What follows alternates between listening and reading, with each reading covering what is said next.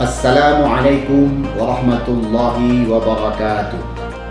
Saya Salamina SAG MA, Kepala Kantor Kementerian Agama Kabupaten Aceh Utara, mengucapkan selamat memperingati Maulid Nabi besar Muhammad Sallallahu Alaihi Wasallam 12 Rabiul Awal 1443 Hijriah.